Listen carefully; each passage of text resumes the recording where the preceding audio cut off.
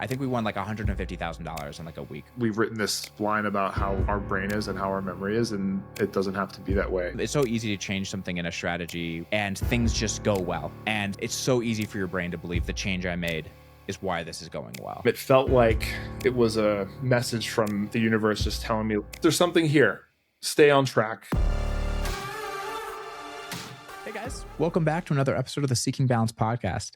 This week we have a unique episode with my friend Nelson Dellis joining us.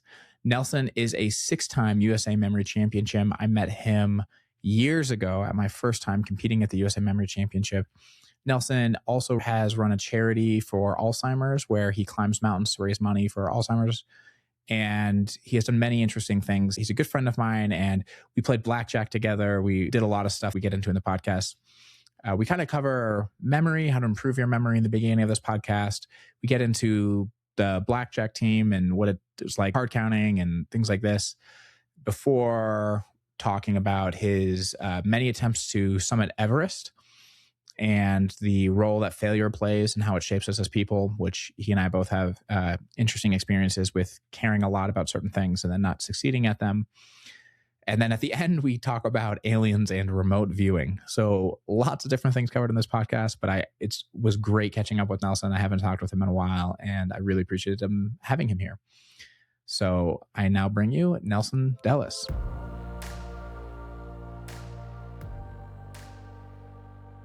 Nelson, welcome. Thank you for doing this. Yeah, good to see you, Jared. It's been a while. I know. I was thinking about this before we started recording. You're actually one of my oldest friends at this point, like one of the people I've known the longest, which is strange. What year would you say we started our friendship? I think I was 19, right? So I think I was 19 or 20. Years? No, I think I was 19 years old. You were 19. Yeah. I think about it from the year. I don't know what age I was. I say 2013. Well, what year did I compete in the USA Memory Championships? I think 2013. I think it was 2012. I think it was 2012. You would know. What was the year? What was the gap in you winning? It was 2013. You lost.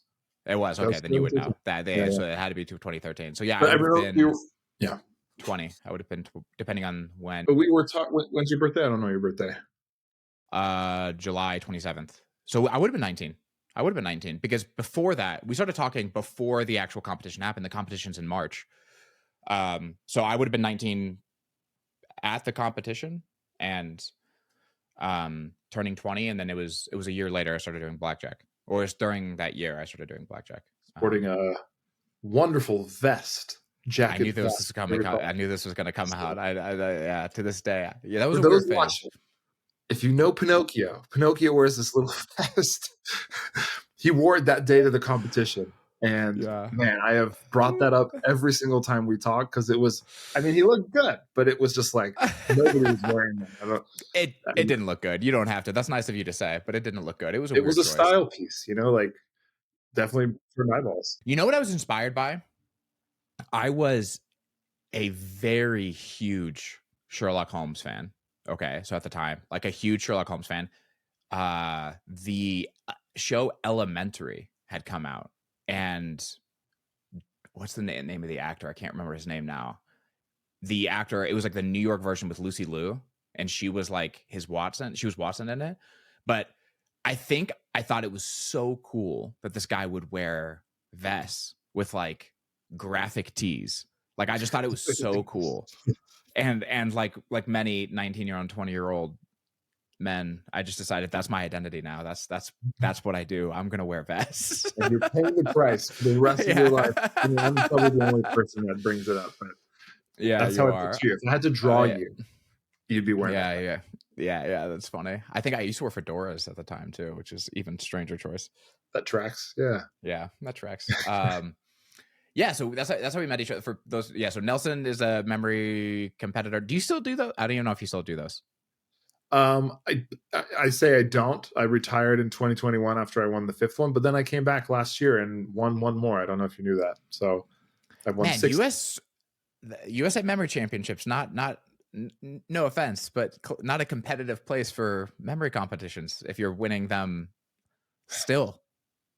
Listen, it was so hard for me. You know how you don't know how because you never got to the final. But it is one of these things where it may look easy, it may look simple, but it's always challenging. Was it the most challenging of them all? You could argue no, because I've won against a year where there was Alex Mullen and Lance. But wow, you won with Alex. I mean, Alex, early like at his days. His prime. early days. Oh, No, no. okay. It was like Okay. right before he transformed into a beast. Okay. That's wild. Yeah. Is he still doing it? Is he still competing at all? No. I talked to him. Well, I sent him an email the other day to get a blurb for my book, and he's a doctor. He's got 2 kids. And that's so. This is insane. The how quick we got to like inside baseball on USA on like memory competitions. Like people will not know who Alex Mullen or Lance Shearhart. He continues to be one of the most fascinating people I've ever met, though. Lance. Oh yeah, for sure. Yeah. Like yeah. I would love to. Well, maybe not a whole day, but spend some time in his brain and just see what he sees. We were talking about 2 memory competitors that ended up being some of the best in the world, and they are retired and doing their own thing. But they were, after me, they were kind of like the next phase of top memory competitors from the US. Yeah, and surprisingly didn't have a big. They had a big track record at Worlds, like they did really well at Worlds, but Lance never won US, right? He did. He ended up winning okay. against me in the finals, 2019. It was a great finals. I mean, like I didn't want him to win. I like tried to play mind games with him, and it ended up just being the 2 of us, like back and forth, saying the last. We had to memorize 2 decks of cards for the finals. We both had it memorized, but we got to the 102nd card, and I said the wrong card. I had a gap there. So let me just explain this, because I'm realizing how deep we've gotten into this. So I met Nelson 2012. I was training for the USA Memory Championships. I was 19. The USA Memory Championship among memory competitions is kind of unique. Well, it's entirely unique.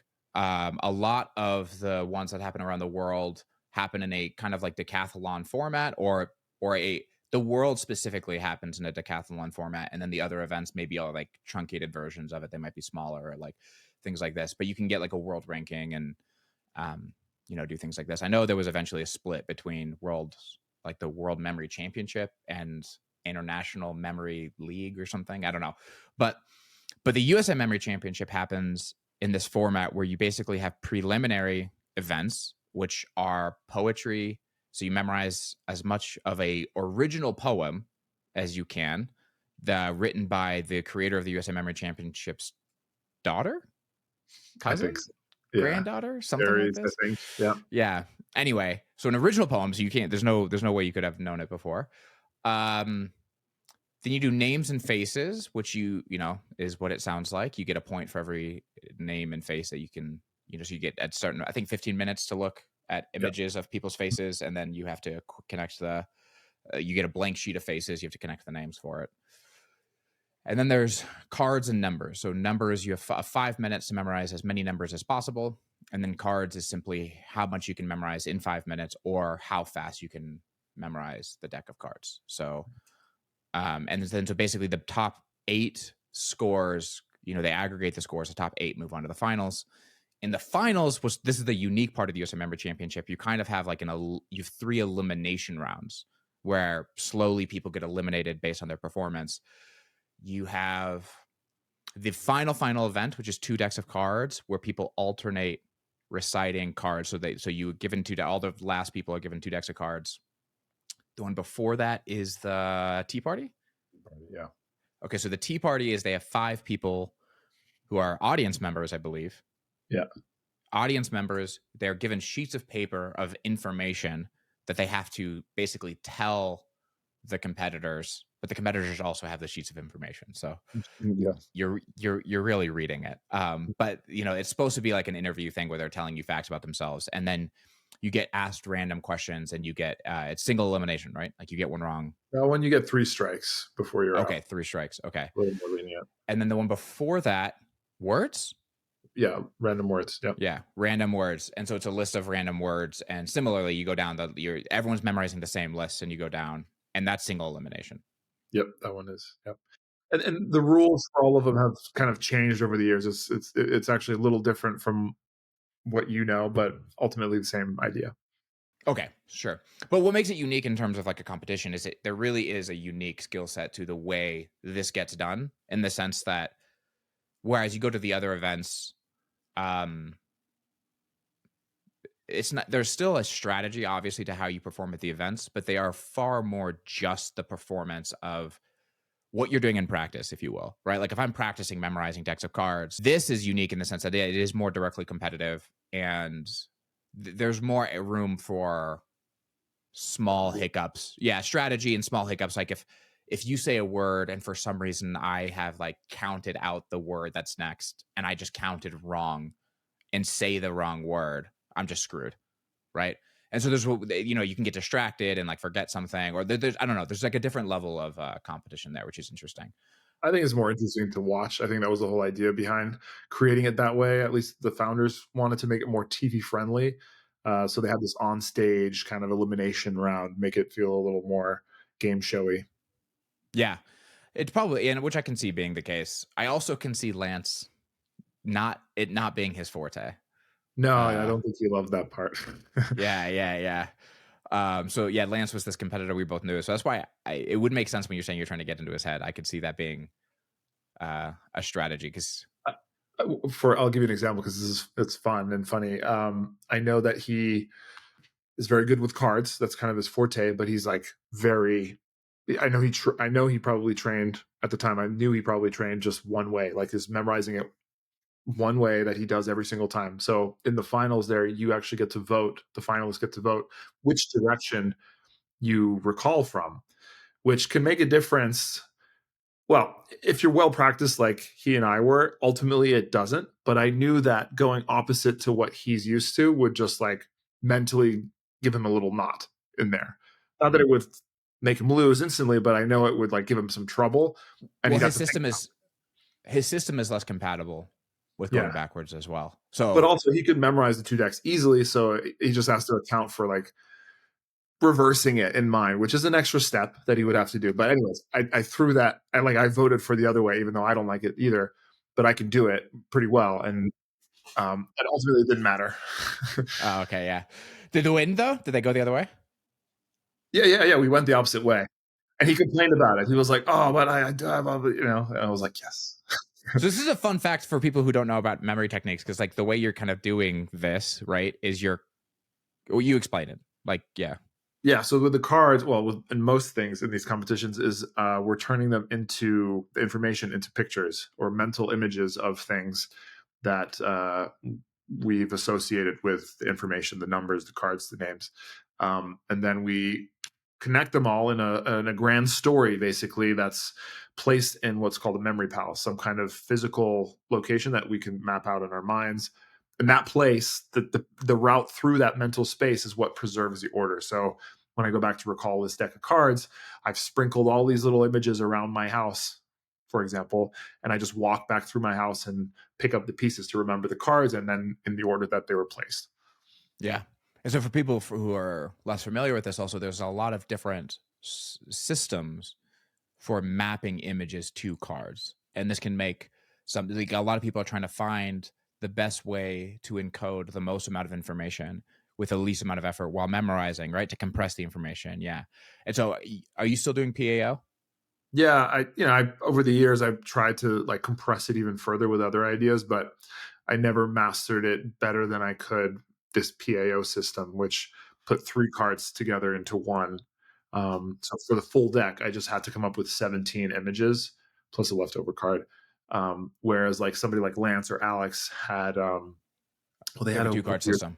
but they pair cards together and then put multiple pairs on the same location. So for them, a deck of cards was maybe just 10 images, something like So that. I switched to the system fully when I You was did? still practicing. I did, yeah. That's why I know it would be difficult. So real quick, PAO is known as person action object. And so what this is this is a method of associate a person, an action, and an object with every single card. I can still, this is so funny. I thought of the Ace of Spades because I started with PAO and I still remember my person action object for Ace of Spades. But so like mine was Superman punching a wall was the Ace of Spades. And so you could, by having that, and then you have another card that was PAO. I think 2 of spades was Hitler for some reason. I don't know, but that's what's in my mind. But anyway, so then you would have, let's say it was Hitler saluting a mirror. I don't know. I'm just making something up. You sure it wasn't Ace of Hearts, A and H, Adolf Hitler? So I didn't do anything major system. I literally, this is what's funny is the way I created my PAO system. I literally opened a spreadsheet, put person, action, object, just started typing things, and then just memorized it. Yeah, For those which is listening, crazy. Adolf Hitler is a great image to have for the Ace of Hearts. A is the A, the H for the heart is Hitler, and he's so memorable. You know, he's just like you throw him in there, and He has so much Adolf like Hitler, emotive. yeah, and you suddenly you're giving him actions. He's like shitting on a shoe or butt fucking a dog. You know, it's great.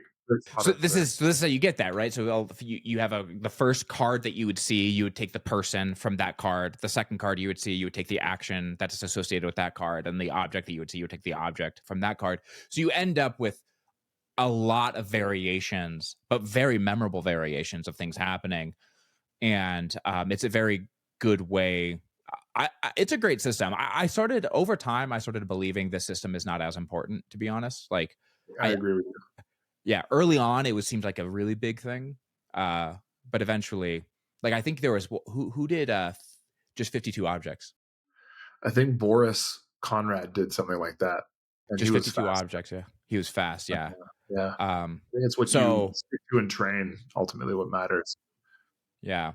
So Lance, though, he does a system that is a 2-card system where you have it's called he called it the shadow system, where based on to do a full 2-card system where every 2 cards was a unique image, it'd be 2,704 unique images that you had to memorize.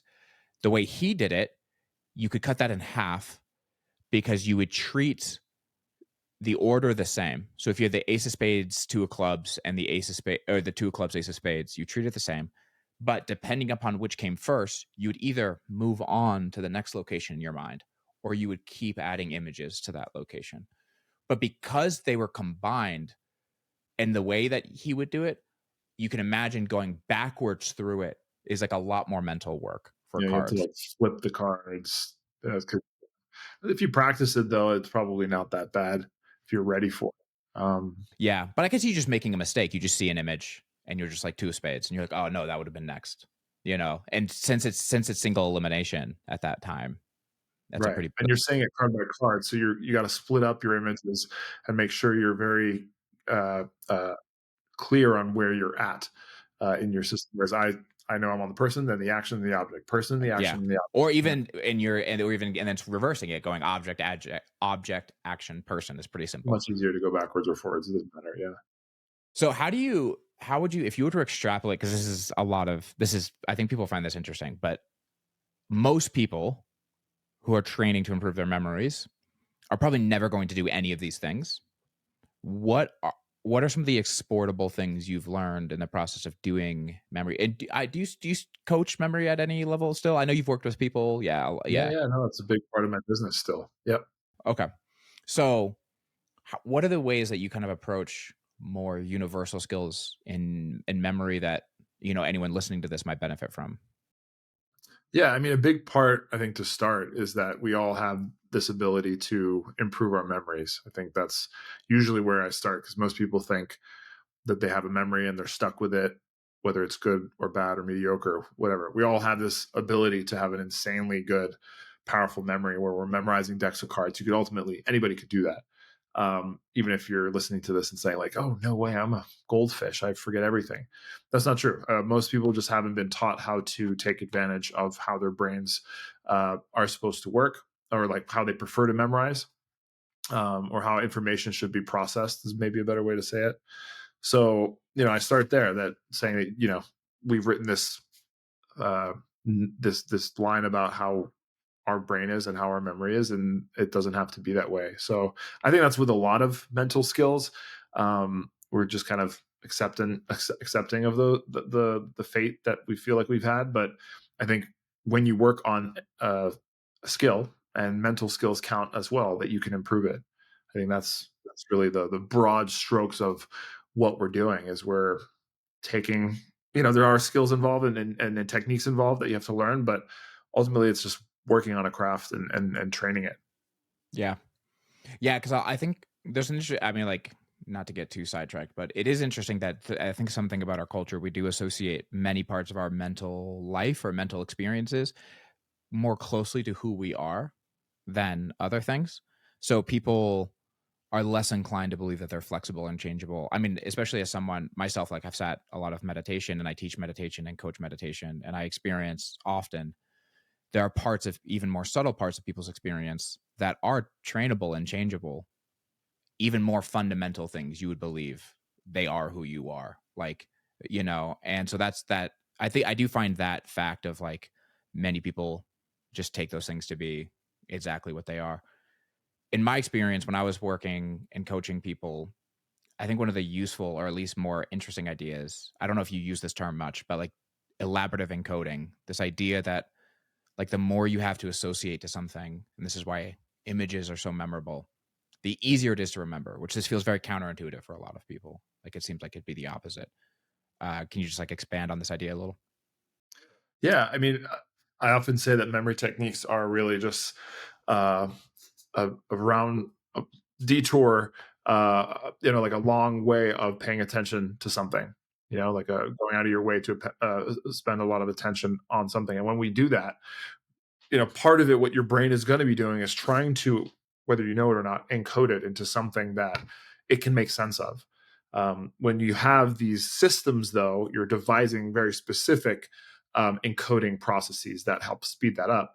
But in the end, it's all some kind of encoding process. And I think the more time you spend in that, like intent to do that, the more memorable you're going to make the thing.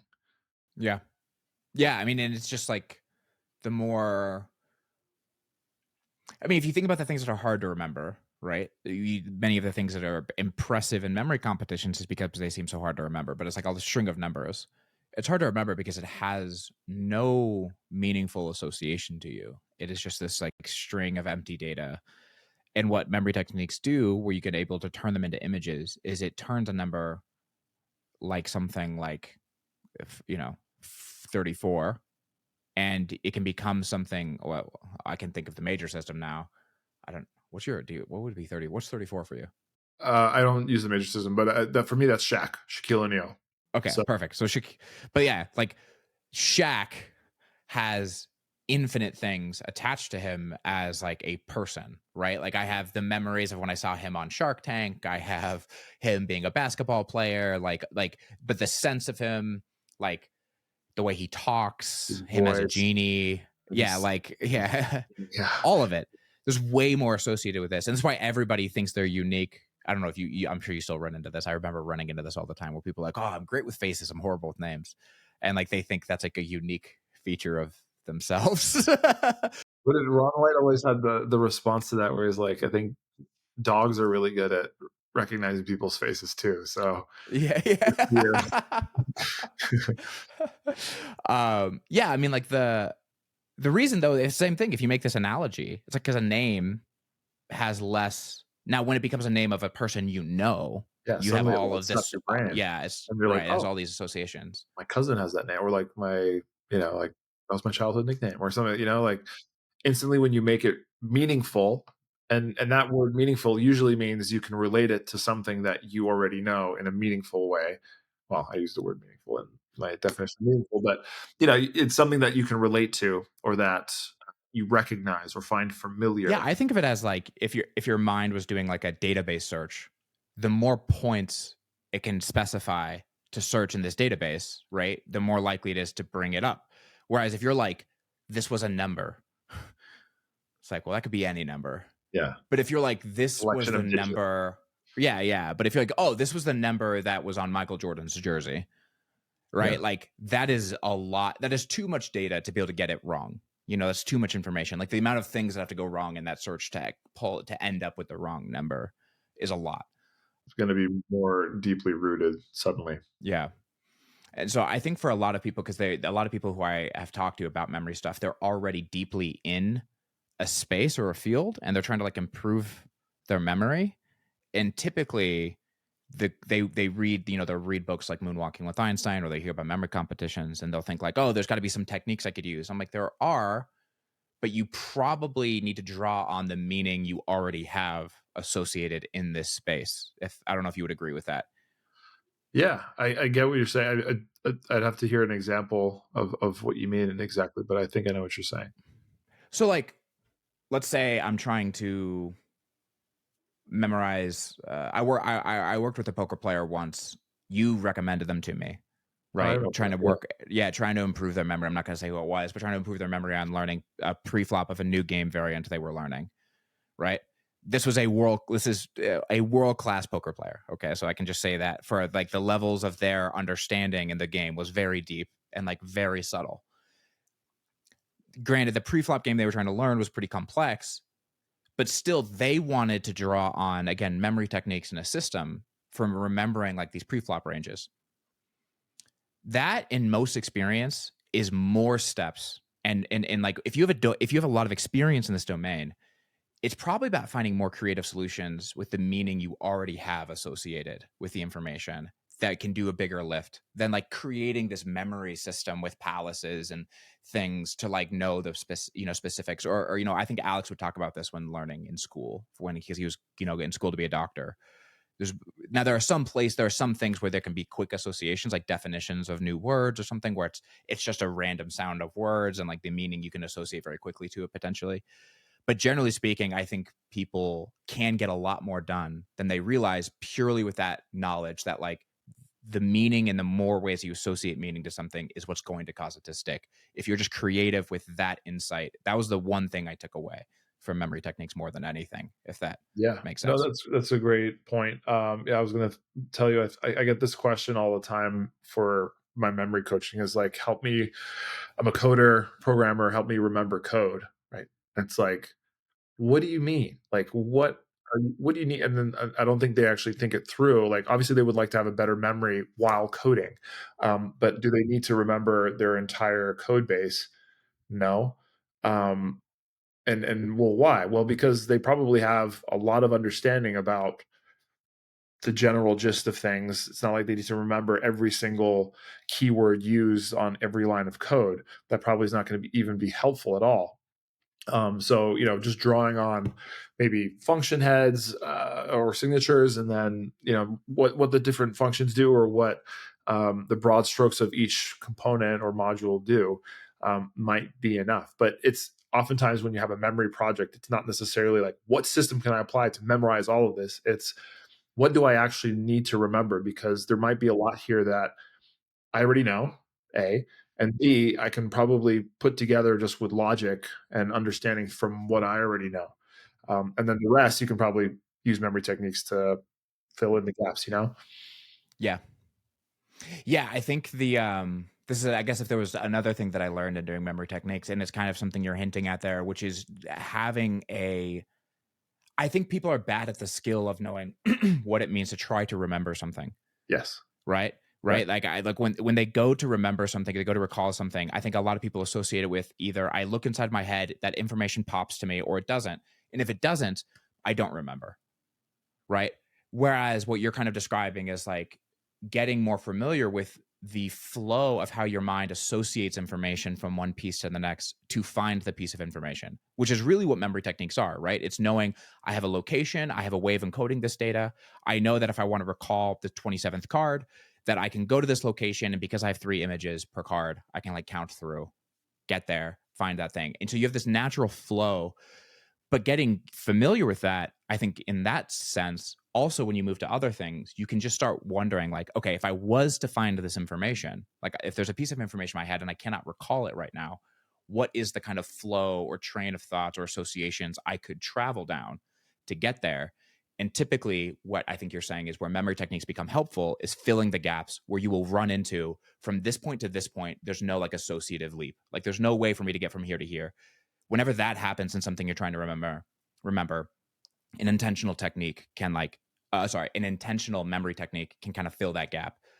But most people, like you said, I think their goals are often like way too ambitious, or they believe they need something that they don't need. They don't need a way of encoding every single thing. It's like you need to get better at understanding your already current associations to the information you have.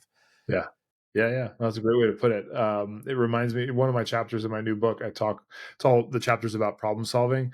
And I walk them through one of Einstein's proofs for relativity, special relativity and time dilation. And it's like one of these things I've always thought fascinating, that like I could derive it all on the back of a napkin, but I don't I don't have the steps memorized. Like I roughly know, like I've been doing it a lot recently because of the book. So I know exactly the steps and I know exactly the final formula. But if you had asked me like 5 years ago, I haven't thought about it since my college days as a physics major, I'd be like, oh, I'd have to go step by step. But I know how to do that, right? Like I can start with the basic assumptions of the problem and kind of map out the basic starting points, and like that's the stuff I remember, and from that I can usually, or always, get to the answer. And that's kind of what we're talking about here, is like you don't necessarily have to have the steps memorized, but maybe have the the approach, the learning steps kind of encoded, and go through those to get the information that you need sometimes. Yeah. And I think people should do this more often in their own lives, like because this itself, this process of trying to find information in this way, in my experience, is itself a skill. Like the more you do it, the more you approach trying to remember things in this way, the more you have things in your life for which this is how you remember things, you become more creative in the moment when you want to remember something. I was just at the airport, right? So like I flew out to visit my parents, and naturally I parked at the airport, and I want to remember where it is. When I'm trying to remember it, I think for a lot of people, they'll just like stare at like the number and the parking Stare space, and they're just harder. like, Yeah. oh, yeah, just stare harder. But it's like for me now, because I associate remembering in this way, I'm trying to build the steps that will lead me back to that information in that way. And there's multiple safeguards. I'm just like you said, I'm just paying attention while I walk the path. That's a big thing. Like I'm just paying attention while I walk it. I'm noticing where I see things. I'm noticing what comes up when I look at the number and they have like a bear. I was in bear D. was the because they do these animals to help people remember. And a letter. But when I Yeah. look, yeah, in the letter, and right? color. It's like, Yeah, and a color. It was purple bear D, right? So like I'm looking at it, but like I'm trying to remember what I'm trying to pay attention to what it is that actually occurs in my mind while I see it, because I can do that backwards, right? Like if I see a bear, whatever comes up in my mind, and I pay attention to that, that's the kind of associative train that I can walk back down when I am looking for it, if that makes sense. yeah. It's like memory techniques without memory techniques. Yeah. Because Yeah, the yeah. quick answer to that, if anybody's curious, how would a memory champion or teach how to memorize where you parked your car, is take the number, take the animal or the color, and associate it to your car somehow. So I just imagine a bear just like completely trapped in your car and just like destroying it, the whole thing shaking. Maybe it's like covered in purple paint as well. And he's got his D out or something like that. It's really want to go That's all good. over. Yeah. Yeah. But you're right. Like even just if you don't, like, you could do that and also do what you're saying too, and you really have a good system there for remembering. Yeah, and the beauty of that is that if this is something you are not as good at naturally, or something you haven't practiced as much, I think since doing memory techniques, this is just a thing I have tried to do more and more and more. So like, but the beauty of what you just did is to have this surefire way to understand. There are still things for which I do this kind of thing, depending on how high the stakes are for me remembering it, how vague the information is, and how unlikely, and like the time constraint I have for it. Like, given all of this, I might just go to the thing that you just described. And it's nice to know, but what you just did, right, is you had, okay, I know that I'm going to get back. I'm going to think about where's my car. An image of my car can pop into my head at that moment, right? There's like this association of where's my car, and I can think of my car. And then when I think of my car, I will have imagined this thing happening to my car, right? And so there's just like right? And so that's how, and I think recognizing that how that works as like a meta process, as opposed to like the magic of the thing itself, of just like, oh, I pictured it and it worked and I remembered, can help you generally when there are things for which that is just not well suited. But for something like this, it's like perfectly well suited. Yeah. But you're right. It doesn't always have to be that step. There's a lot of other steps that are similar, more meta, similar but meta, that can also get you to where you parked your car. Yeah. Yeah. Well, I think that was a good lift on memory stuff, but I want to talk about Blackjack with you too. And then I want to talk about all these other weird ass things you've been getting into since we've talked. You You're out briefly there. talked about it back in the day, and you had a lot to say about it. I was so new to it, so I was just like, "Yeah, man, I don't even know either." But uh, we can get in there. No, yeah, I mean, we'll get there. But so we did these memory competitions. And then you actually brought Blackjack to me initially. People who know me or like watch the pod know that I played Blackjack, but many will not know that I played Blackjack with you off and on. But yeah, you can tell that story. What caused you to bring in Blackjack to me? Yeah. Yeah, so in 2012, so not the competition you were at, I won that year, and at the end, everybody's taking pictures, and a few people wanted to interview me and whatever. But the crowd's thinning out at the end of the day, at the end of the competition, and there's one guy in a suit who lingered longer than everybody else, and he approached me and started saying, we're trying to build a blackjack team to employ this one technique. We figured that memory champions who are good at memorizing cards would be able to have an advantage in this. Would you be interested? I said, sure. He gave me my card. Like, what a dream. I've read all these like Bring Down the House, and I don't think 21 had come out just yet, or maybe it had. I don't remember. But either way, I was fascinated by that, taking the casino, using your brain to outsmart the casinos. And anyway, so he gave me his card. I was put in touch with John Chang, who was one of the names involved with the MIT teams back in the day, and they were going to do some ace sequencing strategy, which I didn't know much about. It sounded cool. I was like, man, I don't even really know how to count cards very well. This sounds even harder, but I dove into it. And ultimately it fell apart. Like I talked to John Chang a few times, but then I went to Everest and had a whole other thing going on. It just didn't pan out. I don't know if they did anything with that. But anyways, I had this idea in my head, and I guess I talked to you and a few other mental athletes about learning how to count cards and doing blackjack, and then I just went into my own thing. I forgot about it, but I think you came back to me a little while later, and I learned that you had made your own team from that and actually played and trained people and stuff, and then our story kind of evolved from there. Yeah. So, because I think I remember you bringing it to me and being like, you seem someone who would get really into this. And then I was licking my wounds from my horrendous show at the USA Memory Championship, which I've talked about multiple times. I think that was one of my first brushes with learning what it means to perform under pressure. That and just like recognizing. It's funny because now I kind of coach people on how to perform under pressure. That's like kind of the main thing that I do. And I think a big reason why is because I've had so many successive experiences of feeling like I was capable of more than I brought to the table. And the USA Memory Championship was definitely one of them where I felt quite convinced beforehand that I was the strongest competitor going into the competition. And then I came 48th of like not that many people. My friend Patrick, who was there, who because we played blackjack together. My friend Patrick will never let me live it down because we would train together a little going up to the competition, but he was very haphazardly training, like not taking it seriously at all. Do better than you? He did. So that's where I was going. He never let me live it down. He got like 25th or something. And yeah, never let me live it down. And I just completely bombed. I'll never forget how stressed I was that day. But anyway, you dropped all your cards or something, and they wouldn't let you. Dude, they did let me redo it. Oh, they did let me redo it. Yeah, they my now ex-wife, but my girlfriend at the time, she like went to bat for me to what's the guy who runs it? What's his name? Tony. I thought it's not Tony Buzan though, but it's Tony DiTino. That's right. Yeah. She went up to him and like insisted that they give me another run. But I was like so at this point defeated, like so like just I felt so defeated that I was like I don't even care.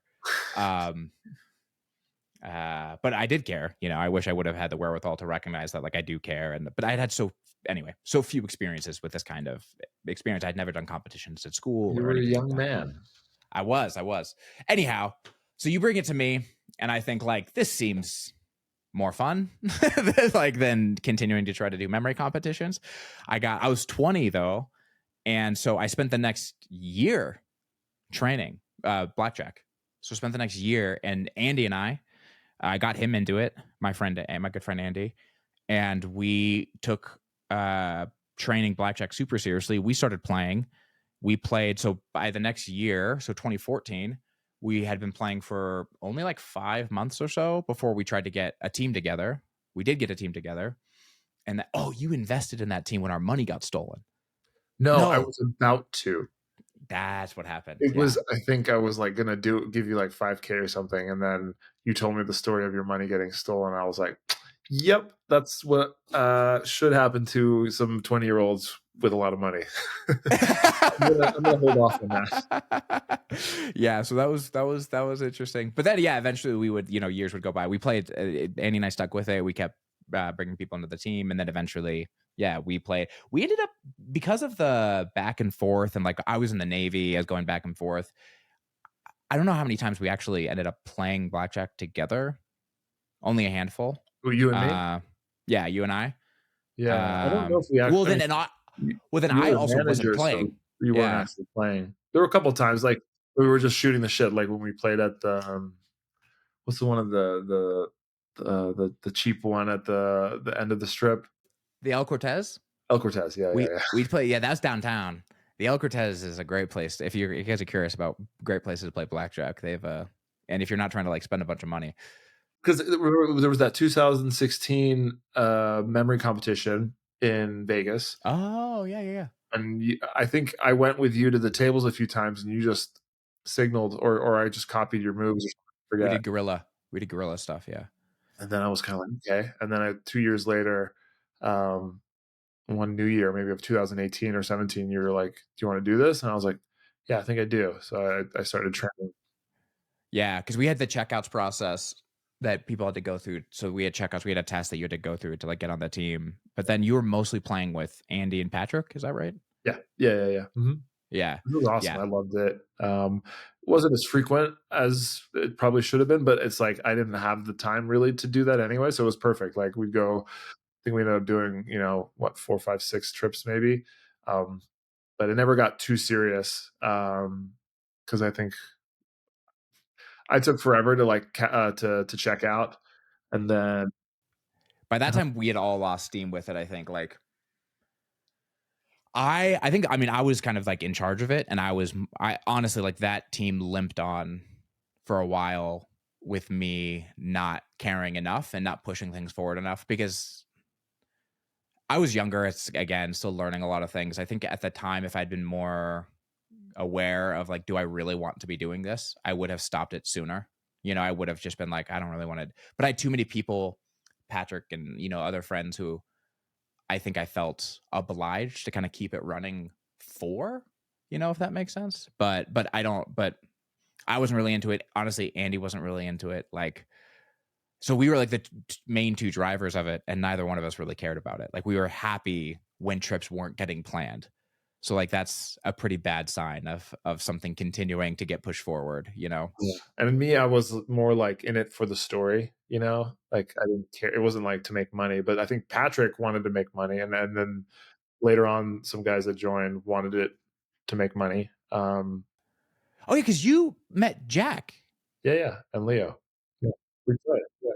I ended up referring them to another team that I was trying to get on, but that had its own complications over time. But so I'm trying to think if there's any like really good blackjack stories that we can tell, because we're talking about how this thing we did petered out and we didn't really do it. It was just not great listening for. I don't know. Well, I read a whole chapter about. Well, it's not a whole chapter. One chapter is about beating games, and in my new book, which is all about like genius skills you can learn, and one has card counting in it. And I opened the story with, I took some liberties too, but when I first sat down, I think we were at the Mandalay Bay.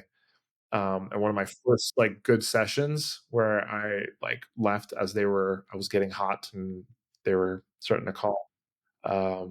So that to me was a cool story, but it's nothing crazy. I think you guys have probably better stories than I was a part of. Yeah, it got so. Yeah, it's funny because I've done poker now, so I think it all in comparison looks different, from that lens. But yeah, I mean, like, we had, dude, I'll never forget. the variance in a game like Blackjack is hilarious. I remember we had a stretch playing Blackjack where we had a particular cover strategy of how we would adjust bets. And it was arguably our best week of Blackjack that we ever had as a team. I'm trying to remember how much we won. We won a lot in like a week. And we went back. I think I have to put numbers out there because otherwise people won't care. I think we won like $150,000 in like a week or something. Wow. And then we went back to CV data to run our strategy through this sim, and it was losing. It was losing. Our cover was too extreme. Our cover was too extreme. So like it was not a plus EV strategy. It was not a strategy that was going to win over time. And it was our best week of Blackjack by far. That's frustrating. Like, what do you do with it? I just think it just speaks to like the truth of variance, which I think is a reality that a lot of people, if you haven't done enough games of chance, like you don't have a good intuition for, like you don't have an intuition for, you change something. It's so easy to change something in a strategy. A lot of people listening to this will play poker, but in anything, at an approach in life, anywhere, and things just go well. And the fact it's so easy for your brain to believe the change I made is why this is going well. Yeah. And this was a hilarious example of us adapting a new cover strategy we were really excited about. And it was just we were not gonna win if we kept doing it. Like you won 150,000 and you're supposed to just like let it go. We're like, yeah, we're losing at like, which I mean, to be fair though, it's like awesome. It's like sick. We learned a lesson and didn't pay the price for it. Like that will happen all the time. And I think people should have that attitude more towards when they examine things in their life. People want to cling on to the idea that this thing they did produce the results. But the truth is, it is an incredible opportunity, and it happens all the time for you to learn a lesson that something's terrible and not have actually had to pay for how terrible it is, and that's oftentimes you will learn the lesson and pay the price. yeah. Because I mean, it's amazing that I decided to run it even, right? Like I could have just not run the strategy and just kept using this strategy, but I wanted to know. I was always tweaking with strategies. That was kind of why I was in charge, because I was always kind of tweaking with things and trying to maximize. And I didn't really realize. Because I never wanted to like be the one that like fully understood everything. You tell me what to do and I will do it. And that's how I wanted it to be with Blackjack. So you told me the system that you were using and I was like, cool, I'll learn it.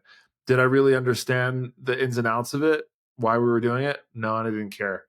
But when I started working with this other team, they had so many questions because, me, Jack, and Leo, we knew how to do your system. And they were like, but why did you do it this way? And I was like, oh, no, just Jared thought it was. They're like, that's interesting. But so like, I don't know. I don't know if necessarily it was wrong what you did, but it was definitely, you did some things that were different. I think the opposite. I think it is almost certainly, because I heard some of these differences and Jack brought them to me and said, what do you think of these? And you put me in a room with those guys and I guarantee you I could tell them why the way they're doing it was worse. I agree. But I think the thing that you don't care about is like that group, and I think in general, are dealing with people who the ease of entry to get good enough to make enough of a dent, right?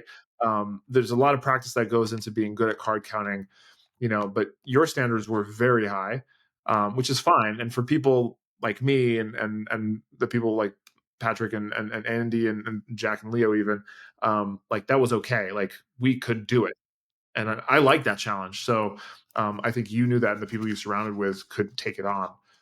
For groups like that, I think they're dealing with people who just, I don't know if they could get it. It's something too that's it's its own. I do think it's its own point of immaturity where I because of my own lack of understanding of how EV worked and how things worked, it didn't feel like a gradient to me. It didn't feel like, oh, there's this gradient of winning money. There's this gradient of having an edge.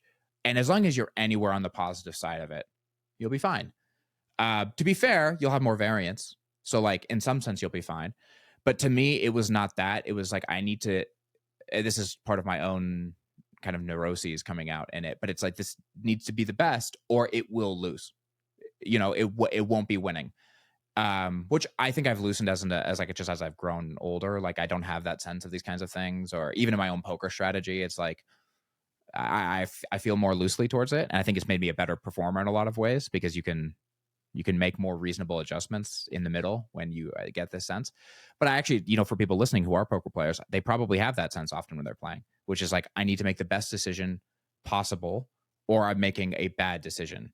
And I think the pressure that puts on you, at least for myself, even, it's just like the team would have operated better and could have eventually risen to higher lengths, I think, and smoother if there was a lower bar of entry in many ways. But yeah. Did you work with that team? Same thing. So like I had to switch systems. We decided to switch just because it would have been easier to work with the team. Jack and Leo did more. I was on my own timeline because I was busy. So it was always kind of like, I'm going to be at a slower pace here to start working with the team. But then they had like a crazy member of the team who like stole like what, $80,000. And it wasn't like sneaky. He just like kept the money and made it sound like he was owed that money and never gave it back. And he was just fucking unhinged. And so the team fell apart. I felt bad for the manager, who's a really cool guy. But he went on to do other cool things and train another team. So, and I've been in talks with him and other people that I trust a bit more than the people that were on his team. But I don't know. Maybe one day I'll get back into it. I always love it, just being in the casino, doing that thing with my mind. But it is a grind too. That part of it isn't so sexy, but no, it is. It is a grind, and yeah, it's funny. If there was anything that I was more concerned with, and if anything, I'm grateful for that the high standards, is it really weeded out the people who were willing to make money easily.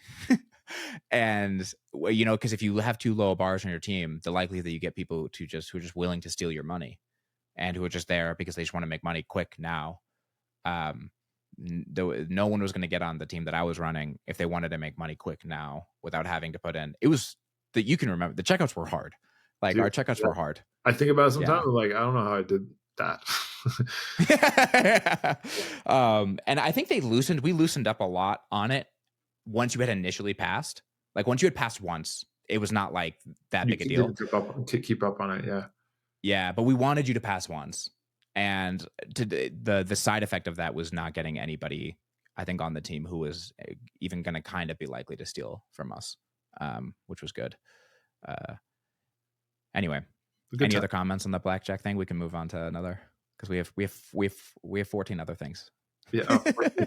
Yeah. No. Let's move. No. Hey guys. So the new year is coming, and many people have New Year's resolutions. I am running a program this new year where I'm going to go through Theravada, Mahayana, and Vajrayana Buddhism. We're going to dive into practices and study and theory and really get into how to bring these practices into your life and help you improve your life, help improve awareness of yourself and the things that you do, and hopefully improve your performance at things like poker and many others. Meditation has hands down been the single most influential thing that has helped me improve my quality of life and my performance at the things that I care about. So if this is something you're interested in getting more into, there's going to be a link below so you guys can apply for this new program. You had a throwaway comment about Everest. Are you still climbing mountains? Yeah, I try to I do it more through my I have a company now for the last 6 years called Axe Ventures, and I run trips to mountains that more everyday climbs that people can do, like Kilimanjaro, Everest Base Camp, Cotopaxi is another one, and Aconcagua we did this past year. So I that's awesome because I make a little money and I feed my desire there, but it doesn't mean I don't have like bigger ambitions. I still want to go back to Everest. There's other climbs I want to do, but it's just so hard to like leave my kids for that long.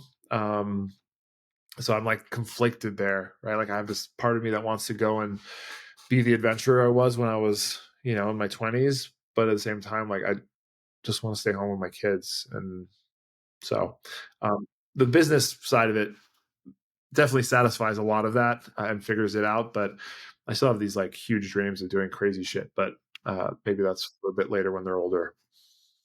Yeah, I feel that a lot with my own, like, because I go on meditation retreats. That's one thing that I feel that a lot is like wanting to do retreats. I think that is something that is easier for me to feel good about, because I can see and feel the ways that it makes me a better father. So like it feels like it pays back in more directly. Whereas there's this, I've still considered going back into the military. Also, I miss that, which is comparable to you wanting to go on adventures and things like that. It's more of a selfish thing, like, will I come back a better father? I think the act of me going is kind of like not very fatherly. So it's like I think it's more for myself, which isn't a bad thing, right? Because if you're satisfied with yourself, maybe I'm a better person to the people around me. I don't that was gonna be the thing I said. Whereas I think you being a happier father probably makes you a better father, like a more contented father. And not to, I also think there's probably something to your kids seeing you be an adventurer, go take risks, do hard things. Yeah. Yeah. But yeah, I mean, you know me, you're this way too. It's where we reach for not just a little bit of that. I go for the extreme, right? So like I want to put myself close to death, right? Like that's what thrills me. And that's not very responsible. Like, if my kids see me summit this massive mountain, yeah, sure. That's like, oh, wow, my dad achieved that. Cool. But to what risk, and I have to balance that these days. If you die, it's not your problem, though. Just kidding. Yeah. But no, yeah, I get what you mean. I have that. That's like me going back into the military. Thinking about that is obviously similar. It is hard. I think it's a hard thing. A lot of men kind of struggle with. It's like, am I really leaving behind the guy who was an adventurer who did these Yeah, things? I Like, am I struggle with settling that down? a lot. Yeah. And I wonder, because I had a lot of success at these memory competitions and did a lot of abnormally cool things, in my opinion, at a younger age. It's like, I, I can't do that right now. I feel like I'm not as achieving as I used to be, which is silly because I've done so many other things that, aren't these loud statements like memory champ, Everest climber, whatever, that are maybe even more impressive. It's just like hard to think that way when I was able to do those things when I was younger. Yeah, I mean, I think this is an interesting thing. I think about this a lot when it comes to men, though, just in general. Like, I think there's a big crisis of male mental health today. And I think a big part of it is we don't have as many cultural signals of manhood and like the progression of becoming a man and being a man and what that means. Whereas I think most cultures in human history have had like coming of age processes, things men do, like a clearer path of what it means to go and mature as a man and like walk that path and then still contribute. And I think a lot of that is removed today. So I think a lot of men continue to struggle to feel like, how am I doing this thing that's like of value, that matters, that like makes me feel good about myself as a man? And I think it's a common thing. Thanks for saying that. Yeah. Yeah. Well, Yeah, better. it Okay. is. Thank you. Yeah. Yeah. No, I think it's a big thing. It's something that like in the future it's a problem I would like to have a part in helping, like something that men can do that contributes to them and makes them feel valuable.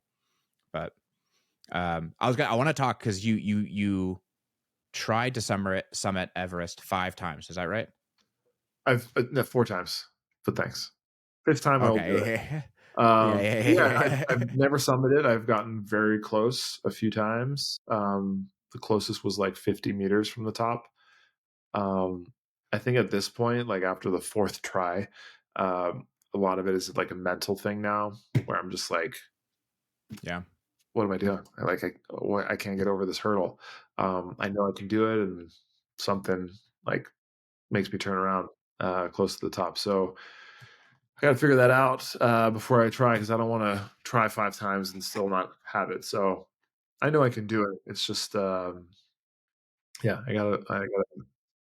I'm curious how that like experience has affected you, because in my experience, one of the things that I emphasize a lot in like my coaching and my just like the way I put things out is I try to emphasize the things that I feel like I failed at more than the things I feel like I've been a success at, because in my experience, the people most worth listening to are actually the people who have had many of the things they want go horribly wrong and like not achieved them, and having gotten through that and learned from it.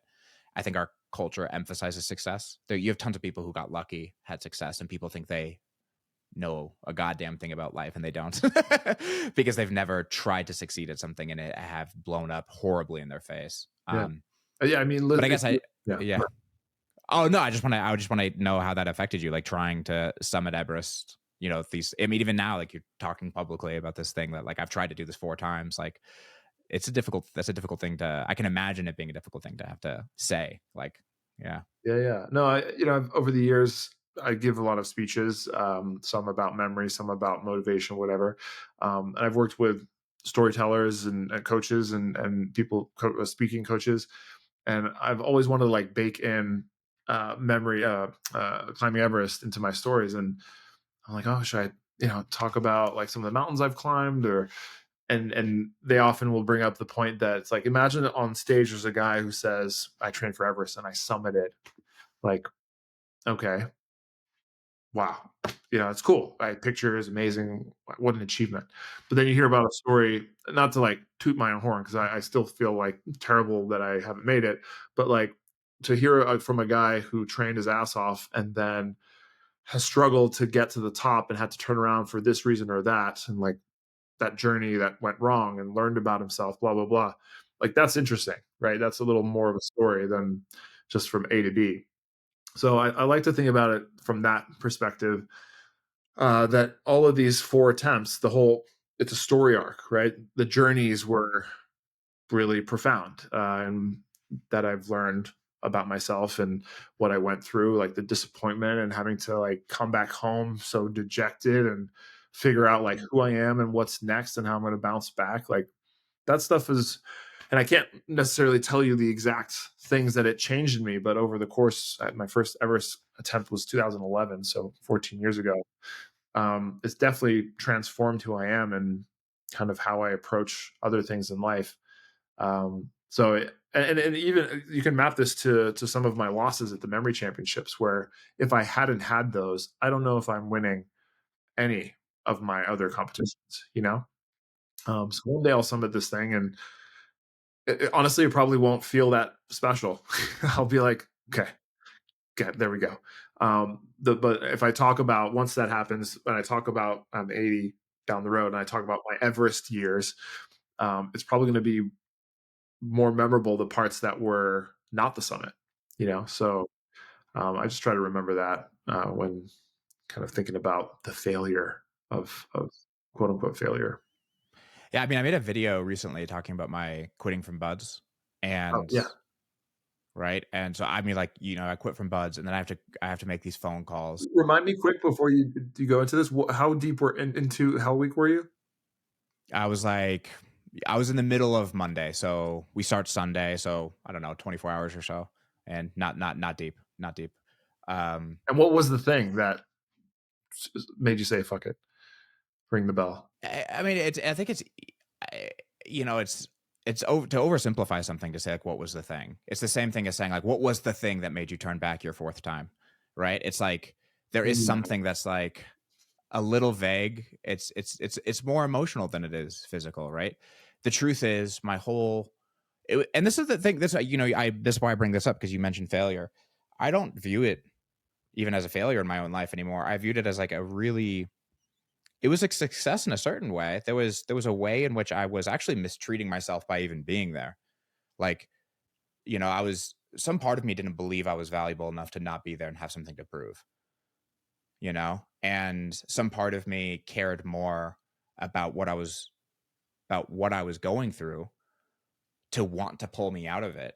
And I don't view that as like as a failure or as like a weak part of me. I viewed it as one of the like the most caring parts of myself that like reached out and compelled me to quit and like get out of there.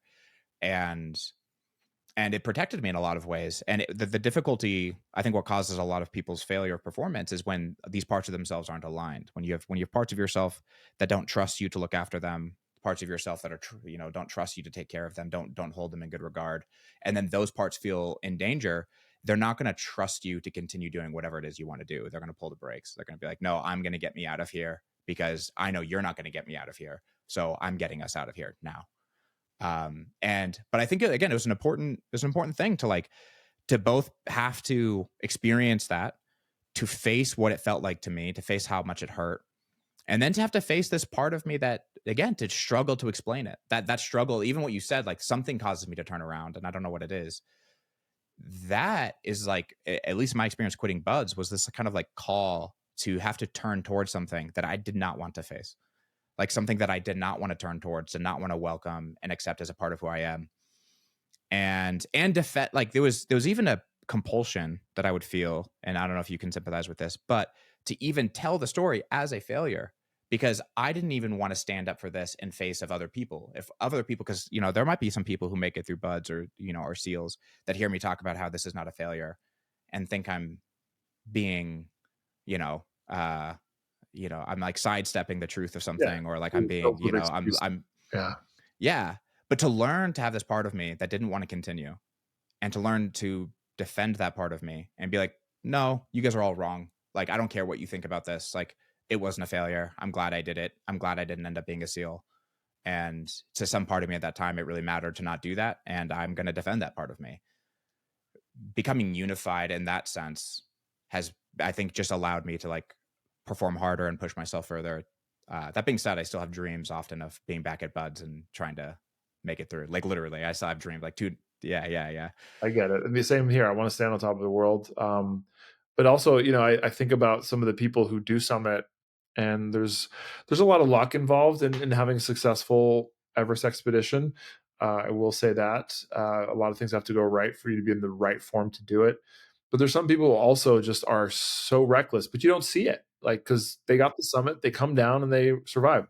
There was one guy on our team, good friend of mine, on one of the years. This was in 2016, my third attempt. I got sick at the high camp. I was coughing up blood, so I turned around. Seems like the right thing to do. Yes. I was disappointed, and I was like, well, maybe it'll clear up. Maybe I can just sneak the summit in and come down. But ultimately, I said, no, like, what am I doing here?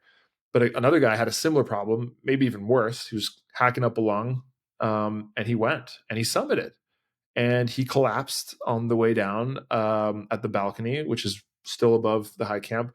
Had to be dragged down. Was kept at high camp for, he couldn't go any further. So other people had to tend to him in the death zone. There was no rescue possible. So he ultimately they kept him alive with dexamethasone and just feeding him and just making sure he didn't die. And the next morning he had a second win. He made it down to the next camp. They rescued him. But my friend who took care of him, who was also on our team, lost all of his toes, not all of his toes, 4 of his toes from frostbite because he didn't even have time to care for himself. He just was, had summited. He was a strong guy, but he was there attending to this guy who had risked everything. This guy comes down, goes to the hospital, is treated. He looks like shit, almost died, and he's living a normal life. But he's an Everest summiteer. Like, yes, he had a whole experience, but in the grand scheme of things, he summited Everest, and I'm sure he tells the story. I know he's aware of how close he was and how much he pushes it, and I'm sure he regrets maybe how much he jeopardized other people around him. But it's like there's a lot of that on Everest, and it's like if you got the summit, it almost doesn't matter. So like part of me likes to think that, a lot of decisions I made, like I was maybe overly cautious or maybe just the right amount of cautious, but I never was like going to risk that much. And maybe there's something good in that. Yeah, You definitely. can maybe say I'm a pussy or whatever, but like it's not a big problem to me. Like I feel like I made the right decision. I have all my fingers. I'm super healthy and I'm still alive and I can always go back. Right. Um, so Yeah. I mean, I think there's really something about just, that's what the video was about, just like learning to claim your own story and be like, it is what it is to me. It doesn't matter what it is to you, what it is to me. Right. But I do think there's something perverse in our culture where they will hear the story of that guy and think like that will be more inspiring to them than the story of someone who just looked after themselves. perhaps. And, and I think, I think a lot of people don't realize the degree to which, first of all, I work with many high performers who have been pushing themselves their whole lives and for some reason can't figure out why. A, they're not happy at all.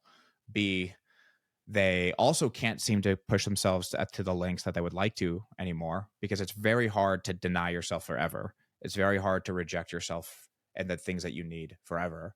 And by very hard, I would argue it's not possible. But And so, like, I think people hear that story and think, like, that's inspiring. Like, I would want to be able to push myself, or at least many of the people who are, I guess, in the space that I'm speaking to. Many people might think it's ridiculous, but many people who dream of being high performers believe that what that looks like is a complete rejection of the things that you need and a complete sacrifice of things to be able to get to the achievement that matter to me. And in my experience, it's a very short-sighted view of things. One, you will not actually achieve as much as you want to. Two, when you achieve it, you won't be happy because you've practiced denying yourself and being happy. So it won't actually matter to you. Three, and this is a demonstrated, and that's where you said, when you don't know how to take care of yourself, you eventually become a burden on the people around you. That is just a fact. And that guy, like, there's just a limited amount of resources. And when you are not taking care of yourself, someone's going to have to take care of you. And that guy lost his toes, taking care of this guy. And I think that's like, those to me are the most important points that people just massively underlook when trying to achieve things. And, because I would even, because even you say you'll go back, but your story might even be one of accepting that, like, going back isn't it doesn't matter as much as I thought it is, it might even be one of, like, but you never know. That's my fear. And even I felt a bit of that when I went last time in 2021. I was kind of like, what am I doing here? Like, I've been here so many times. Like, I just need to finish like a few more steps, like to feel fulfilled. Like, it's kind of weird. Anyways, so I worry about that too. But in my head, I have this like thing that I just want to check it off and be like, I did that. That being touch the top, the tippy top. Yeah. Yeah. Yeah. I mean, that's why I want to go back and do another selection, because which I have like 3 years. Like, the cutoff for I Army was gonna say, SF aren't you is too old 36. or? You could do Army SF. I couldn't go back to Buds. I mean, I could get an age waiver, but it wouldn't matter so much for me. I would only do Army SF because I could do National Guard, and so you could do it part-time. So that would be the only thing I would consider, is doing something part-time, because I have too many other things in my life that matter. So I wouldn't pursue it to the sacrifice of, like, everything else, but it might be, but it's still something that's tempting for me for the same reason. So you're deeply into aliens and remote viewing these days.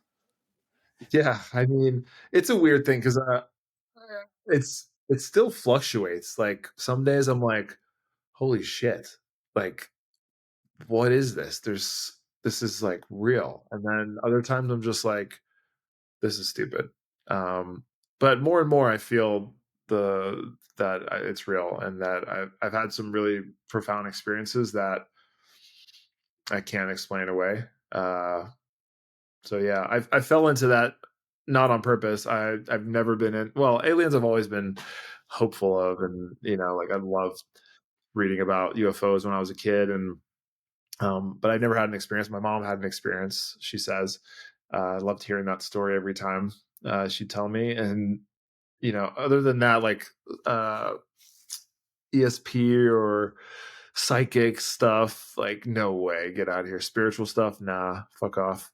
But in 2021, I was asked to be a part of a remote viewing team, which I didn't know what it was at the time. And if you don't know what that is, or listeners are, it's remote viewing is the name coined for basically a psychic protocol that was used by government agencies in the 70s, 80s, and 90s.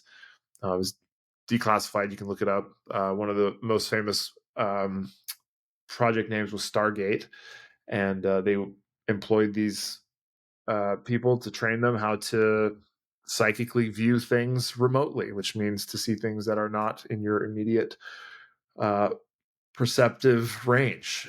So they would look into silos in Russia during the Cold War and find nukes and down planes and stuff like that, to a high level of accuracy, such that this multiple three-letter agencies would routinely give funding year after year and call on their services for more than 20 years, which is interesting if it's a bunch of shit. So What shut them down? You said more than 20 years. Why did they stop doing that? Good question. I don't know. Part of me thinks I don't think it actually shut down, but I don't know. But anyways, so I was taught by a remote viewer coach how to do it. It sounded like a scam, but they were going to pay me. And then it was for specifically a trading firm where they were going to use this skill to predict stocks and hopefully increase the value of a portfolio. And I would get a percentage of that as well. And I was so skeptical, but I thought, hey, it would be kind of like the blackjack. I was like, it's going to be a minute for the story, right? Like I can say I was trained how to be a psychic. And man, at first I was just like rolling my eyes so far behind my head with my coach. I was just like, what are we doing? Like, what is this? This isn't working. Like it's so, and even when it did kind of work, I'd be like, no, this is just luck and subliminal messaging or something. But in the end, I started having like crazy experiences and moved on from the projects and did my own things and had other experiences. And I don't know, it's just been like a rabbit hole. Yeah. I mean, I'm somewhat, for the record, like somewhat open-minded to the fact that this could be plausible, or that this could be, I've seen some studies that have shown, but extrasensory perception itself. I mean, the universe is a weird place. So like I'm a skeptical and consider myself a scientifically minded person, but there are studies that hints towards there being something like this, and particularly that people under certain conditions have higher success rates. People who come out of meditation retreats and who are attempted to do things like this, for example, have higher success rates than people before them. Interesting. So yeah, I'm curious what the training is like, and what are the experiences you've had that persuade you to think that this is a real thing, like this is actually happening. Yeah, I mean, what I was taught in this month of training back in the day was the steps that it takes to remote view something. And again, in a short form, it's extrasensory perception, right? Trying to pick up on things that you kind of feel through this other sense. But the remote viewing part of it is just the name for the protocol that someone who was gifted, who kind of spearheaded these projects in the government, and had to say like, this is step 1, step 2, step 3, step 4. And when you go through it, you're kind of like, well, I'm just really just grabbing information out of nothing. That's what it feels like. But really what it is a way to kind of quiet the noise, the logical brain making noise in your mind, and trying to tune into the intuitive part of your mind. Because there's a lot there. And it's hard, I think, in this day and age, we're trained really not to listen too much to that.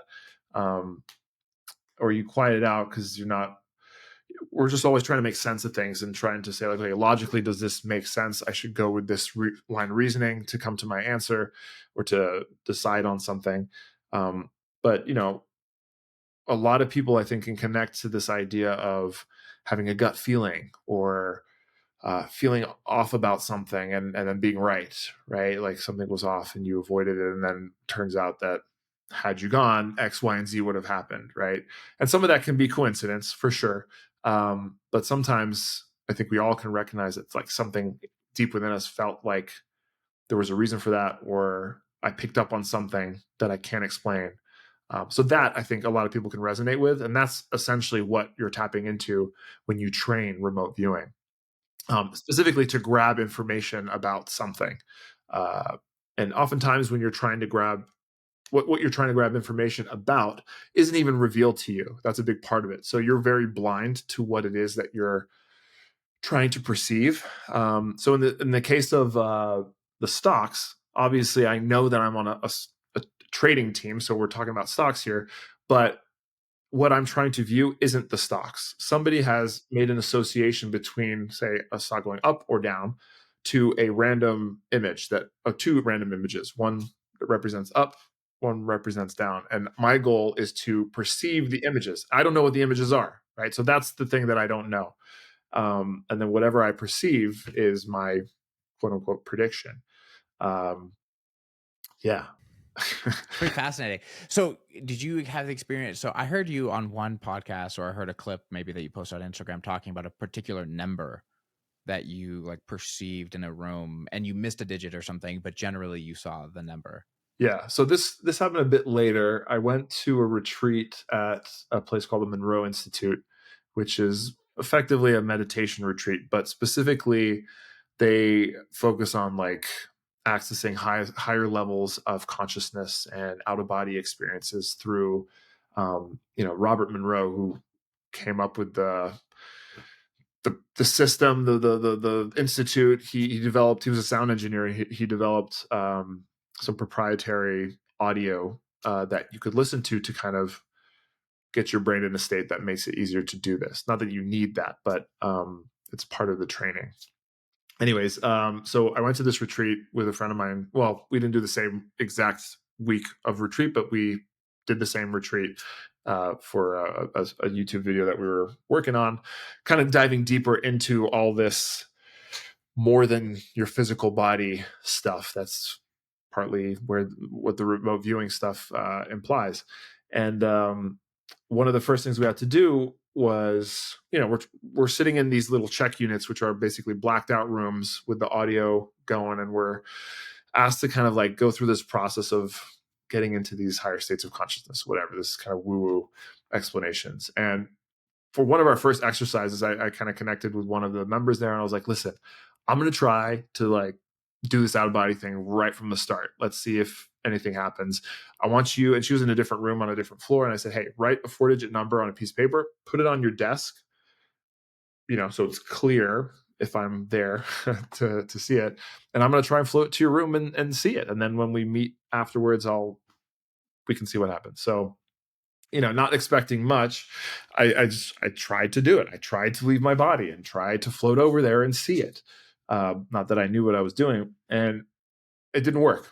I was just like, I'm not feeling anything. I'm here. I'm in my room. I'm not going anywhere. This is stupid. And then I just kind of relaxed and kind of like shut my mind off for a bit. I don't know what clicked there to change that, but I started to see things, like feel things like that. I was like, okay, this is interesting. This is like a different experience than what was happening before. I started to kind of have, in the darkness of my closed eyes, like a spotlight would like open up and I'd see something and it would shut down. And then I'd kind of refocus and it would come back. And then a couple times of that, I started to see like what looked like a desk and with a thing on it, paper with digits on it. And it was kind of obscured, not super clear. And I kind of was seeing it at an angle. It wasn't kind of like I could walk up to it and pick it up and stare at it. I was just like stuck in this one shot.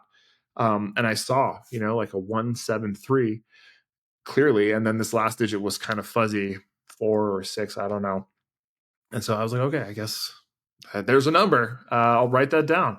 And so after the session, we came down, she had hers and she showed it to me. And I forget at this point if I wrote 1734 and she had 1736 or it was vice versa. But I looked at that and I was like, oh shit, that's what I saw, And it was one of these moments where I was just like, okay, what is happening here? And there were other things too, like other things I had seen that, because later I was like, can I look in your room? All the rooms kind of look the same, but hers, we had just gotten there the day before. She had a young child, so she was still pumping from her breast milk. So she had all this paraphernalia on the floor and on her table too. And I remembered seeing some of that kind of stuff. I couldn't tell you it was like breastfeeding pump, but it was like cluttered there. And I was like, that's what I saw. It wasn't like any old table, it was this. So I don't know what that was. To me, and throughout the rest of that experience there, it felt like it was a message from whatever, the universe just telling me like, there's something here. Stay on track. This is a little taste of it. And yeah, it just got crazier from there. That's crazy. We don't have too much time. I've had you for a while, so I want to hear more. But one of the things that's interesting to me about this is like, so I am pretty skeptical of this idea that you are leaving your body. I think the if we wanted to describe, I think we have I don't want to get too much, but like I think there's strong evidence to believe that is not something that's happening, that you have this like astral body that's like leaving or something like that's like leaving. However, if I want, what's that? No soul? I don't believe in a soul, not in this sense. But one thing that I do think is interesting. So even when you're talking about like your intuitive mind, right? the part of our brains that we typically are associating with like this sense of intuition, like you're talking about, is so if you had, your hemispheres play very distinct roles. You've evolved to have two hemispheres for a reason, because there are two functions that are not great to have in one brain. Like, it's kind of strange actually when you start diving into why there are two hemispheres.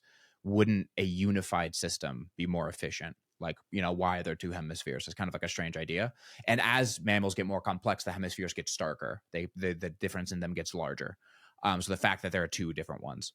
And one of the main reasons is because there's two important functions of the brain that are just drastically different in terms of how they operate. And in one, for right-handed people, the left side of the brain is very important for action and how to act in the world and how to do things. And this is actually where most of our like explicit logical reasoning takes place, because it has far more to do with like, this causes this is how I act on this is what I do. Language is entirely in the left side of the brain, because conceptually having concepts around things is so important for, again, action. To know like that is a thing which I can break things open with. That's like a concept, and I can call that a hammer or something like that, right? And so like now I have that term, I have that idea, and that's based on action. But the right hemisphere is far more about understanding and comprehension, and like, what is the state of the world that I'm actually in? Like, what is the world like right now? Like, what is happening, and what are the state of things? And when you think about what it means to try to understand even this situation, the one we're in, all the nuance that's in this, like, I'm recording a podcast, there's imaginary people watching me, you're a friend I've known for this long, right? Like, all of this information, this is more, you could not put this into words. Like, even the best as I'm doing it, the complexity of the truth of this situation right now is quite elaborate. And so that is you have a felt sense of reality, of like, what is the state of the world? What is actually happening? And the part of your brain that is trying to understand the way things are, it's trying to comprehend, not apprehend, not trying to like grab things and use them, but trying to just understand things, is our intuitive brain, or what people will often refer to as their intuition. I find this interesting because if there's another scientific piece of evidence that I could point to this actually being possible, it's our understanding of physics and the fact that this idea of the holographic principle. I don't know if you're familiar, but the holographic principle basically says that like we see things appearing as three-dimensional, but that's just because of the way like some interplay with light and reality. But actually the world is not three-dimensional, and that it actually exists on like a two-dimensional plane. And the reason why this is interesting to me is because what this says, if this is true, which most physicists will believe that the holographic principle is true, there's really interesting mathematical proofs that prove it. But what this means is distance is not what we think it is.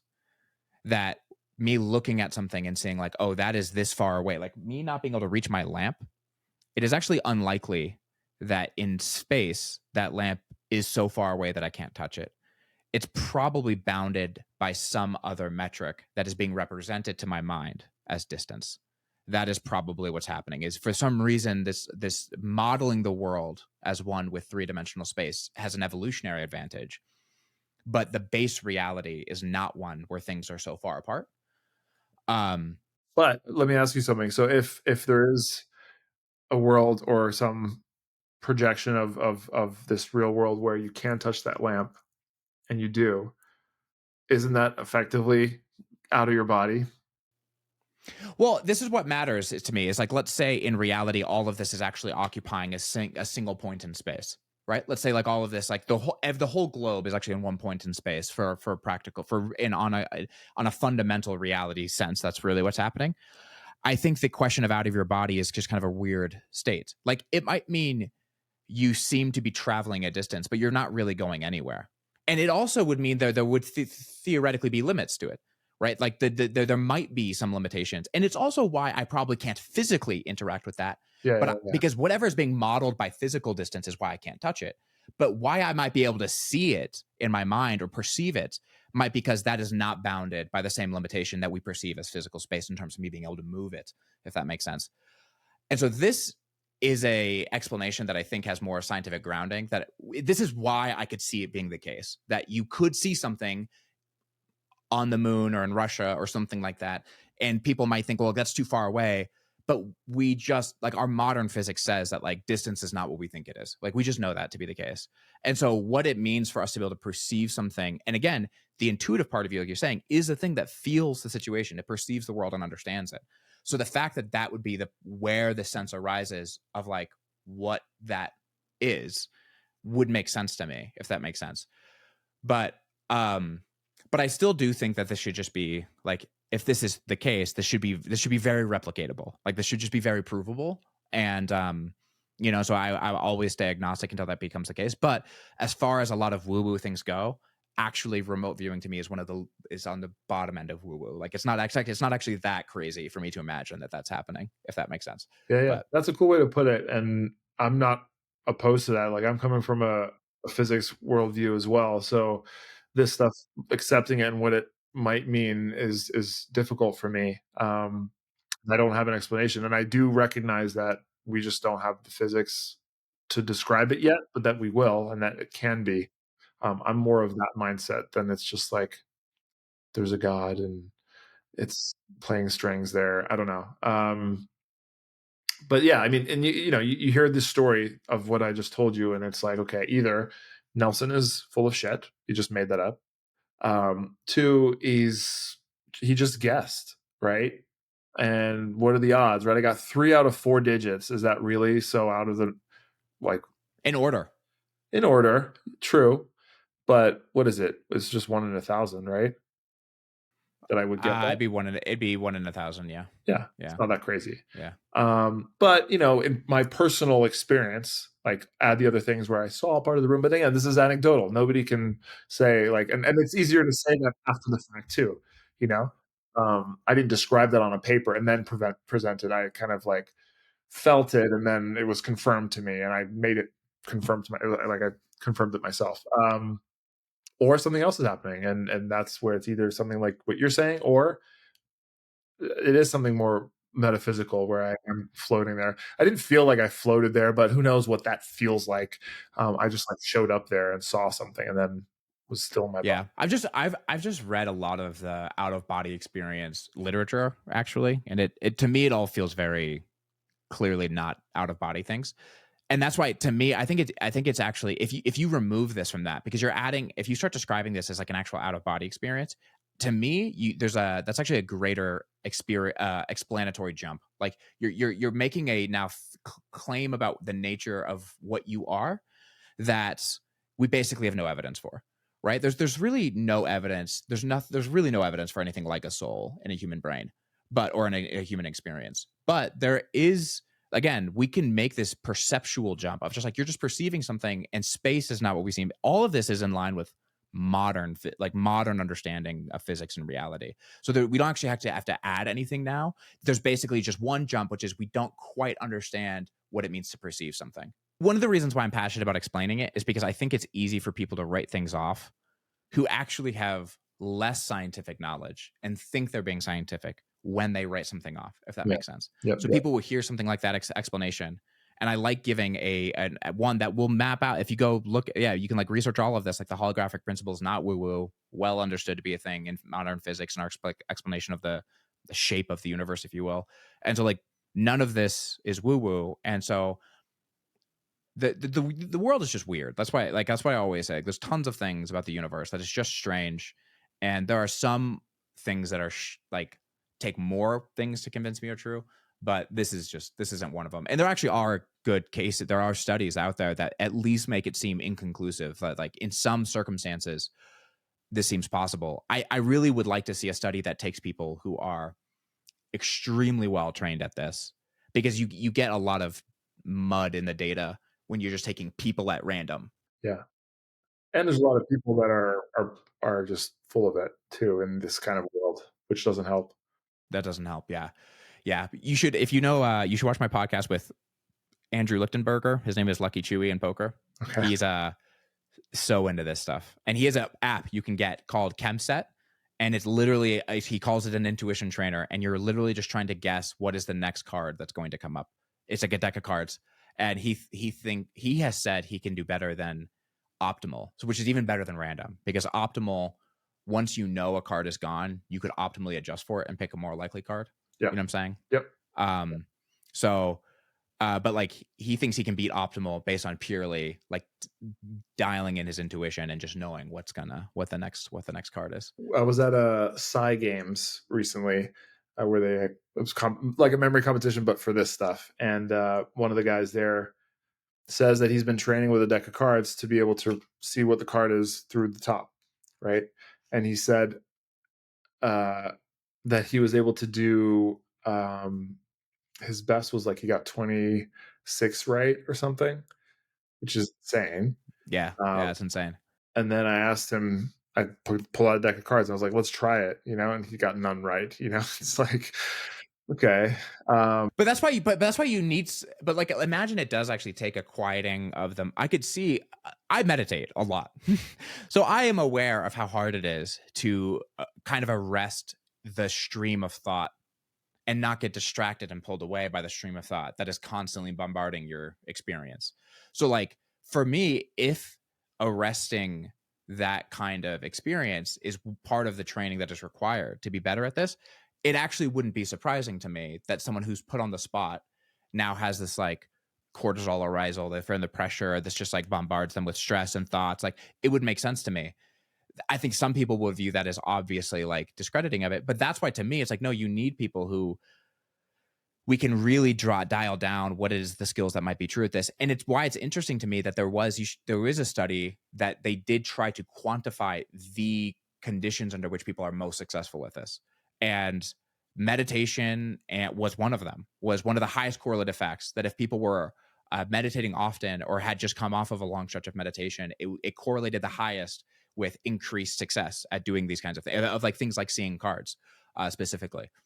And so like, what card is this? Top card. Two of spades is exactly what came to my mind, or nine of diamonds. I don't know why I feel that way. Eight of hearts. I was really close. That had worked. It would have been nice, but never mind. Yeah. But yeah, so I mean, that would have been cool. That would have been a good clip. We should fake one. No. Yeah.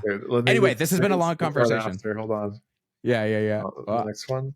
Oh, close. 3. That's it. That was it. That's then 2 was the next one. So you got those confused. Yeah. I had it mixed together. Awesome, man. Well, dude, it's been super good catching up. Thanks for being here. Plug anything you wish to plug, or tell people where they can find you. You said you have a new book. Yeah, I mean, I do memory coaching. If anybody wants to reach out and learn how to memorize anything, just search my name or my website, nelsondellis.com. I have a bunch of YouTube videos on this stuff, but my new book is coming out in March. It's called Everyday Genius, and it's a bunch of genius skills that you can learn: memory, reading faster, intuition stuff, even card counting. Not that your audience needs that, but yeah, lots of cool stuff, and I'm super psyched about it. But thanks for having me on. Yeah, thanks, man. This was fun. Cheers.